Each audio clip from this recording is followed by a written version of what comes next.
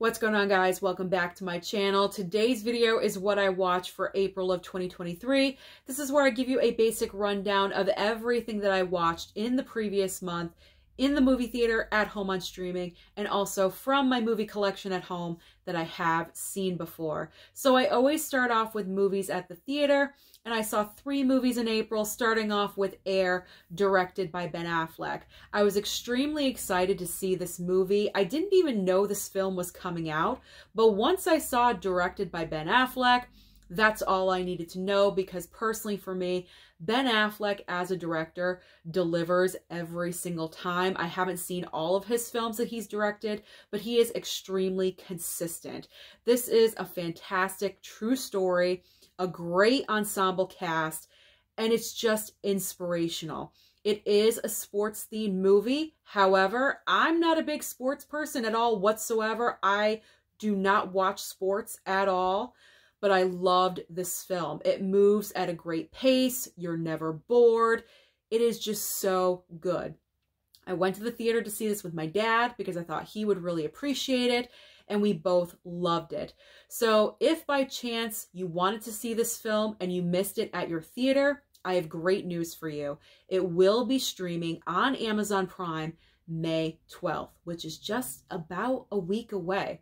So that's fantastic news. I cannot wait to watch that film again. So the next movie that I watched at the theater was Renfield.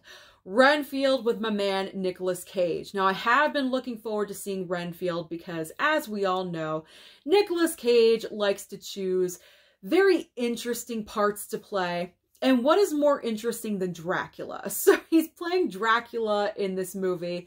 Renfield is played by Nicholas Hoult. I thought he was perfect casting. It is all about the very dysfunctional relationship between Renfield and Dracula. Renfield wants to break away from Dracula. He no longer wants to be his servant. He wants to live his own life. And this is him trying to break away, trying to figure out how to escape his master. This was a great, funny movie.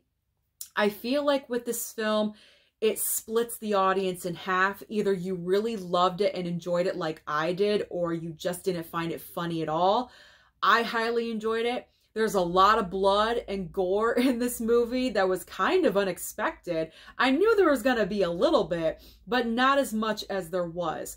I personally recommend this movie. I'm definitely going to pick it up on physical, and I believe it is coming out from Universal, so if you don't want to pick it up, it's probably most likely going to go to Peacock shortly, so you'll be able to stream it. But I highly enjoyed Renfield. I had a great time. And my final movie from April, Evil Dead Rise, the next installment of the Evil Dead franchise. Now, I really enjoyed this movie as well. Not as much as Evil Dead 2013.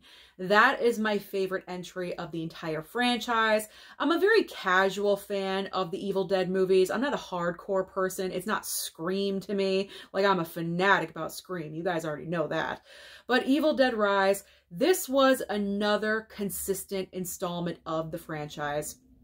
You have the same premise, except we're not in a cabin in the woods. We're in a condemned, like, apartment building. You have that isolation factor in the movie still. We're dealing with younger children, so it's a little bit more sensitive, but overall, it's the same themes throughout the entire movie that you get consistent in the franchise, if you get what I'm saying. But the standout to me is the woman, I believe her name is Alyssa Sutherland, the actress, who plays the mother. So fantastic. The way she portrayed the evil, the way she contorted her body into such weird positions. Sometimes I was like, how did she even do that? It was completely incredible. A lot of blood in this movie. At one point, there's like a sea of blood in the film, but it's good. Another consistent installment, as I said. Had a good time with it, and I will pick it up on physical media. So overall, all 3 movies I saw at the theater, I highly enjoyed, and I recommend all 3 to you. Pick them all up on physical like I'm going to. All right, now we are getting into streaming. And I watched a lot. As always, I've got my list. As you guys can see, I'm old school and I make lists. So if you hear the crinkling of the paper, that's what that is. And if you see me looking over, I'm looking at my paper. All right, starting off with the very 1st of April, I watched House Party on HBO Max. No, this is not the House Party from my days, the OG House Party. This is the remade, not so great, went to theaters, was out of there in like 2 weeks House Party. I think I gave it 2 stars on my Letterboxd. It was just an okay movie, nothing to write home about.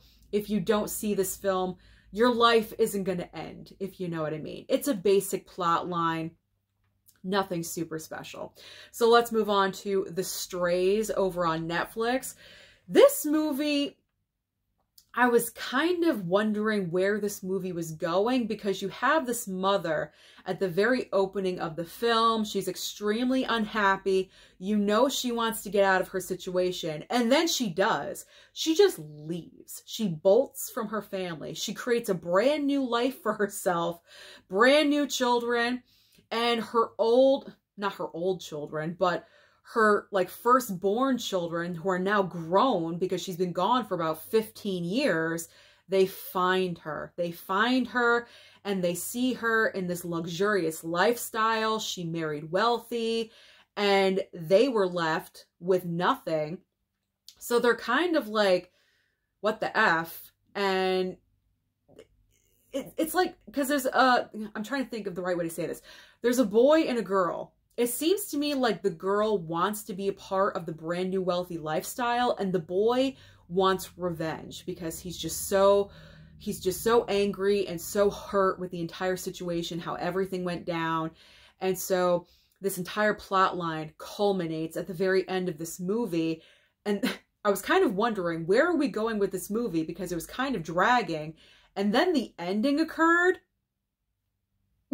I did not see that ending coming. I'm actually surprised I didn't, because I should have. But it shocked me. The ending shocked me. And I believe I gave it an extra star or maybe a half star because of the ending. Just because of the ending, it got an increased rating on my Letterboxd account. But The Strays, it is interesting. It's kind of long-winded. It could have been a little bit shorter, maybe just a smidge. But the ending just like leaves you shocked. So that made it satisfying in the end. So I actually ended up enjoying The Strays, but it's nothing I need to watch again.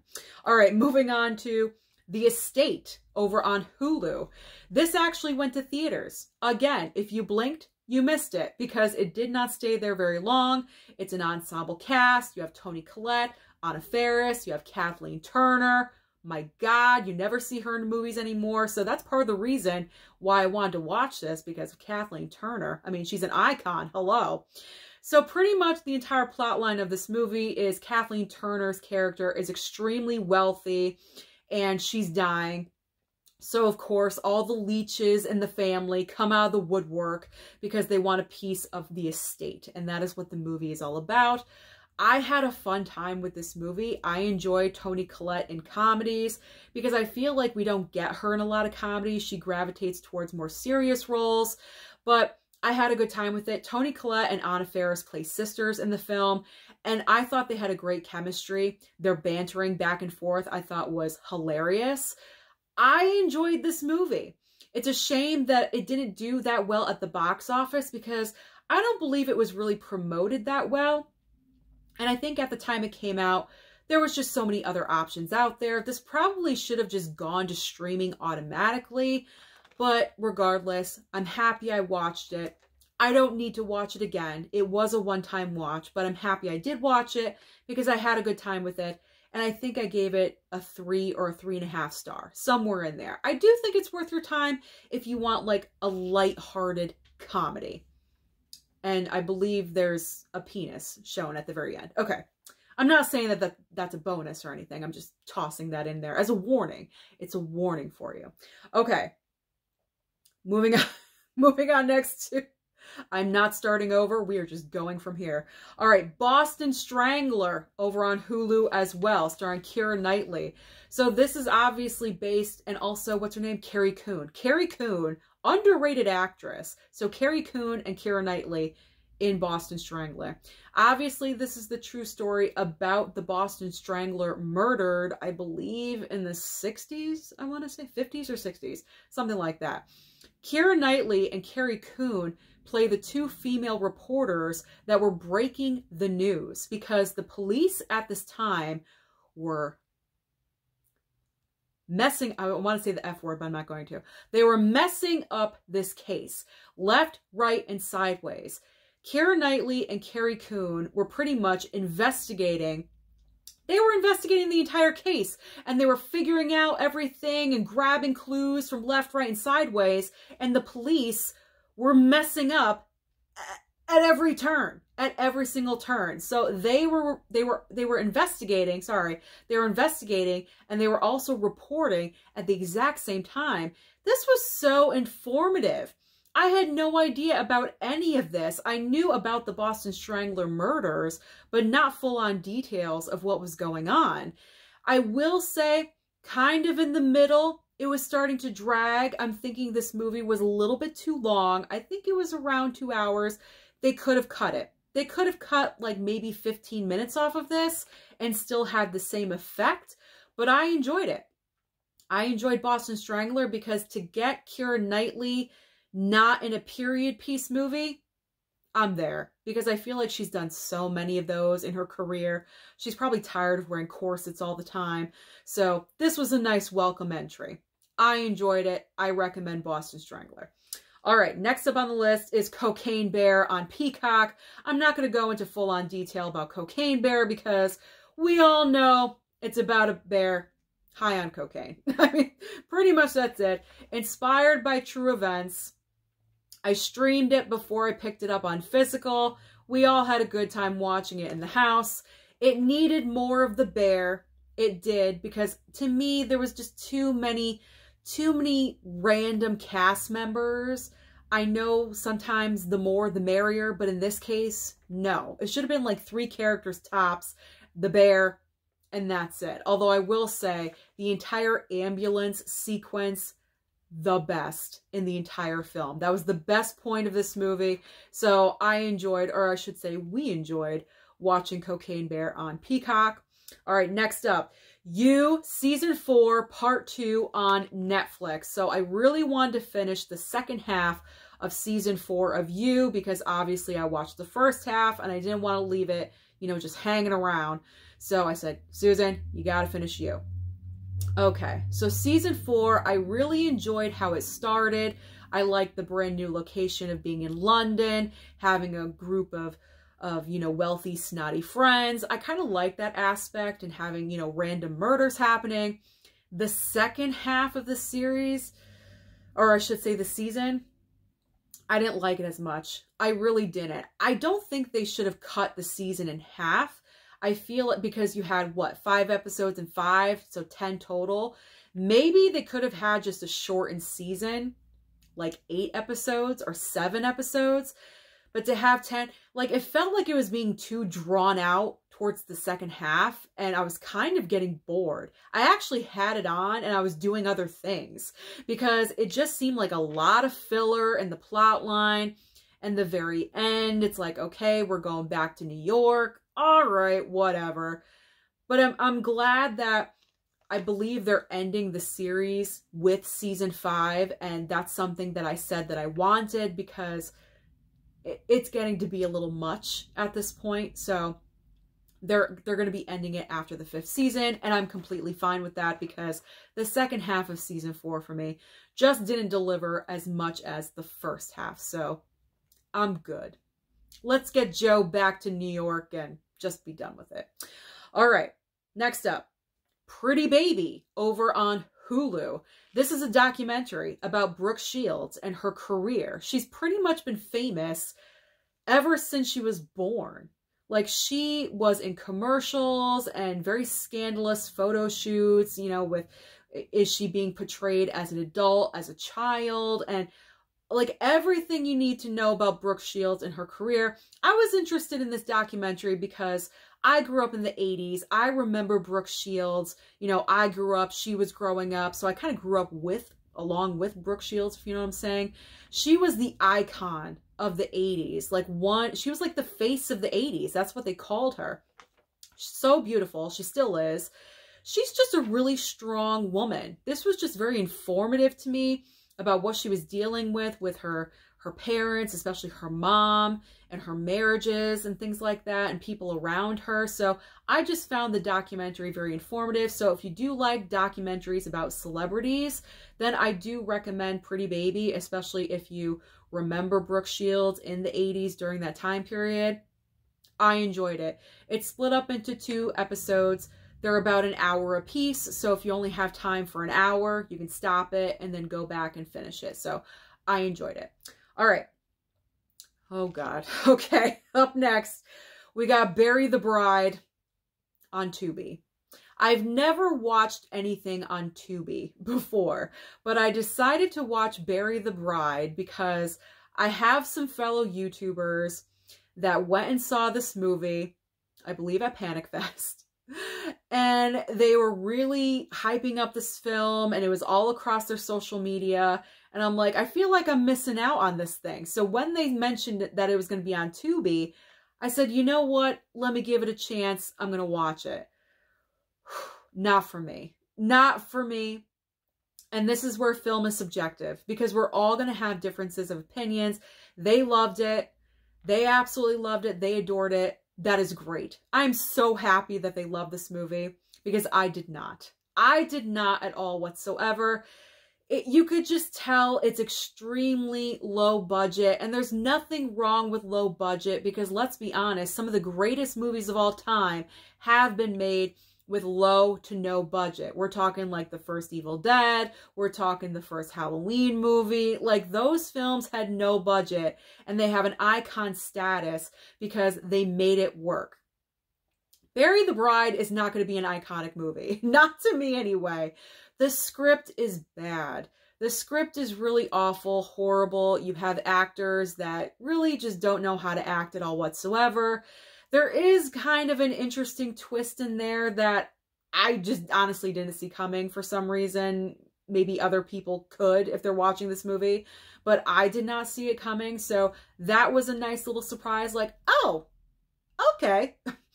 But what lacked for me is the movie is called Bury the Bride, and they do kind of explain a little bit the meaning behind the phrase bury the bride, but I wish it would have been more in depth if we got kind of like a little bit of backstory on it, some kind of history. I don't know. I needed more. I just needed more explanation about the whole bury the bride thing. Like, why are we doing this? What is the point of this?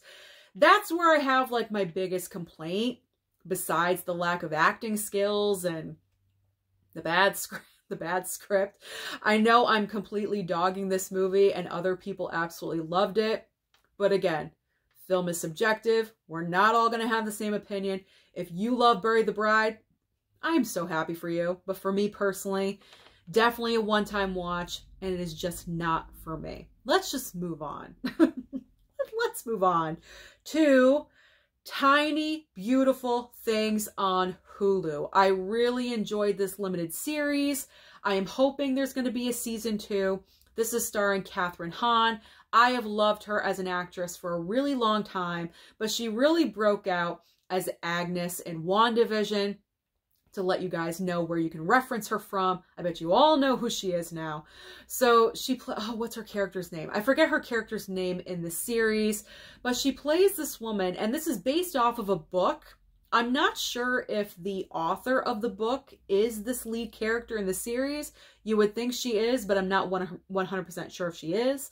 But it's about this woman that just really does not have her life together at all whatsoever, and throughout the course of the series, she's realizing things about herself and things around her, and you need to like take the time to appreciate, and it's even said in the series, the tiny beautiful things around you in your life. And it's her trying to fix her life, because when this series starts in episode 1, her life is in shambles. Like, her husband kicked her out of the house. She's losing her job. Like, all of the worst case scenarios are happening to her.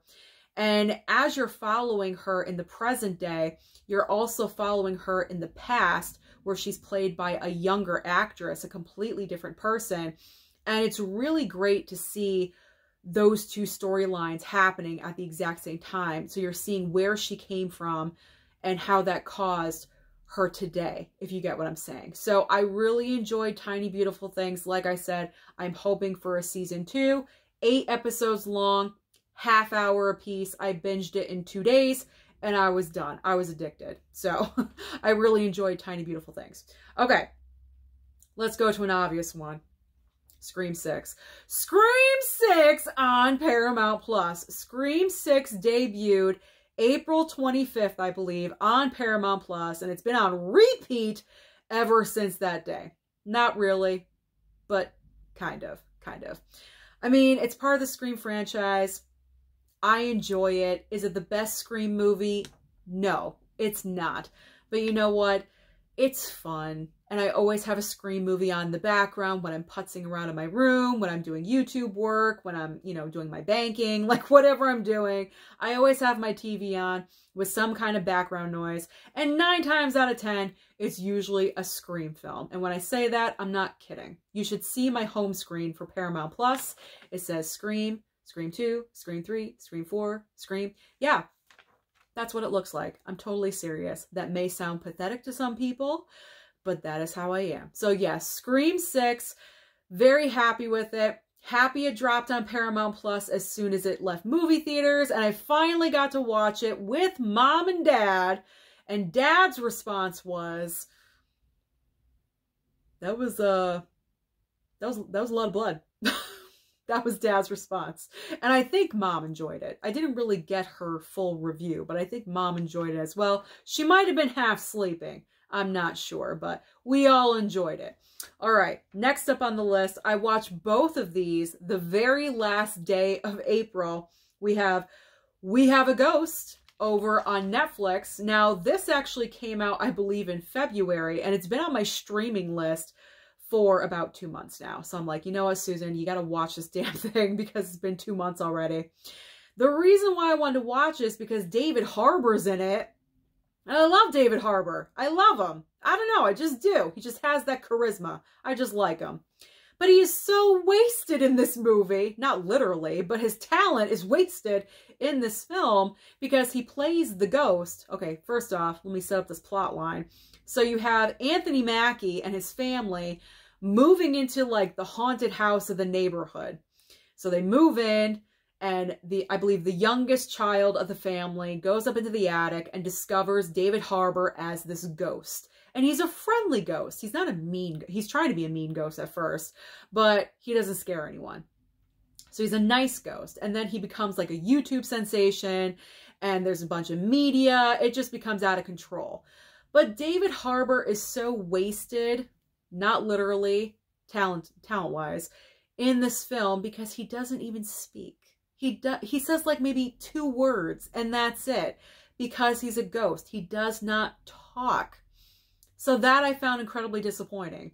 Because whenever he's interacting, mainly with the younger child that discovers him in the attic, he's mouthing words and nodding and no, and just like making hand gestures. That I did not like. The other aspect, it's a little bit too long. There were some sequences that could have been cut out, not necessary. You didn't need them. So instead of like a 2-hour movie, because yes, it's a 2-hour movie, it could have easily been cut down to like an hour 45, hour 40, maybe even 90 minutes if you cut out a lot of the bullshit and just got to the main theme of the film. But it's a cute movie. It's a one-time watch. I'm happy I watched it. I saw David Harbour, but that was it. I didn't hear him speak. And the last movie of April on streaming, 80 for Brady. I watched 80 for Brady on Paramount Plus because it was coming out on physical media yesterday. I already knew I wasn't going to pick this up, but much like We Have a Ghost, it's been on my streaming list for a little bit now. So I decided, you know what, this might be a cute movie to watch with mom and dad. So that's what we did. I gotta say, I wrote off this film. I said, this is garbage. Like, why do they even put stuff like this out? It was a cute movie. It was a cute movie. I'm not going to pick it up on physical. It's not worth that. Don't get me wrong. It's definitely a streaming film. It's a one-time watch. However, I will say I was entertained by it. I was laughing. And it is for that older demographic. And we do have to remember that the older demographic needs movies too. So it was cute. I had fun. It was emotional. And I had a good time with it. So don't write off 80 for Brady. Just stream it over on Paramount Plus. Stream it. Okay. I know, I say that. Stream. So now we are getting into the movies that I watched from my collection that I have seen before. Now, usually the pile is much bigger, but not this past month because I was streaming so much. All right. So we got, because of Evil Dead Rise, I wanted to rewatch all the Evil Deads. So Evil Dead 1 and 2 in my nice steelbook. And then also Evil Dead 2013, my favorite so far of the franchise. Then I watched Curse because I was watching boutique label horror films. And this is from Scream Factory, as you guys can see on the slip. And I wanted to rewatch this one again. I have seen it, obviously, but I wanted to, you know, give it another chance because when I watched it for the first time on DVD, I wasn't like the biggest fan of the movie. And I said, it's Wes Craven. Like, why am I not enjoying this more? So I gave it a rewatch. I enjoyed it more. So for some reason, the second time just, you know, clicked better for me.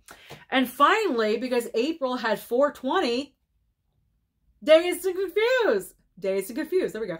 I chose to watch Dazed and Confused on 420 with mom and dad, and they were like all about this movie. This was their time period when they were growing up, so they remembered everything. The clothes, the cars, the music, they were totally into it. So that is everything that I watched in the month of April. Comment down below and let me know what you watched. Don't forget to like and subscribe before you leave, and I'll see you next time.